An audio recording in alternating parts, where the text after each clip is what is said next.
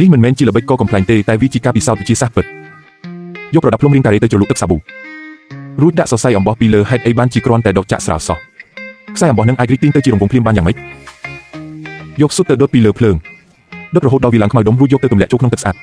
ស៊ុតដែលទើបតែឡើងខ្មៅក្រញើអំបញ្ញមិញនឹងស្រាប់តែប្រែជាឡើងភ្លឺភ្លេកដូចប្រាក់ទៅវិញយកឈើគូមួយដើមមកដាក់ក្រោមដុំអត់សង្កត់ពីលើបន្ទាប់មកយកខ្សែមកចងកប់គូការួចយកទៅធ្ពូកឈូជាប់នឹងឈើគូនឹងហើយយកឈើគូពីរដើមទៀតមកទប់គុំគ្នាជារាងត្រីកោណពេលដែលលើកដុំអត់ចេញមិនគួរឲ្យជឿថាឈើគូតូចមួយសោះអាចទ្រទម្ងន់ទឹកមួយដបបានបាត់តែដល់ពេលយើងដកឈើគូចេញតែមួយដើមកម្លាំងទប់ក៏បាត់បង់ដកទឹកក៏ធ្លាក់ចុះមកភ្លាមតែម្ដងចាក់ម្សៅសូដាចូលទៅក្នុងកែវរួចលួចចាក់ទឹកខ្មេះចូលបន្តិចទៅ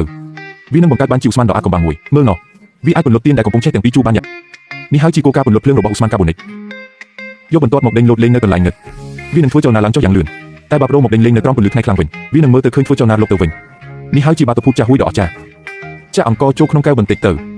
រួចចាក់ទឹកស្អាតចូលឲ្យបាន2ភាគ3នៃកែវហើយចាក់ប្រេងឆាចូលទៅបន្តិចទៀតដល់ប្រដាប់ត្បាល់ត្រចៀកមួយចូលទៅរួចឲ្យវាទៅនោះអ្នកនឹងបាន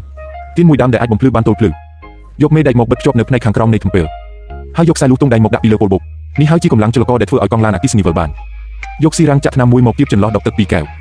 រួចយកឡាស៊ែរពណ៌ក្រហមមកបាញ់ចាំងចំដំណក់ទឹកនៅខាងចុងអ្នកនឹងបង្កើតបានជាមីក្រូទូខ្នាតតូចមួយដោយខ្លួនឯងហើយថែមទាំងអាចមើលឃើញពូមេរោគល្អិតកំពុងហែលចុះឡើងក្នុងទឹកទៀតផងនេះជាគោលការណ៍ឆ្លុះនៃកែវពង្រីកយកក្រដាសមកមូលធ្វើជាបំពង់មូល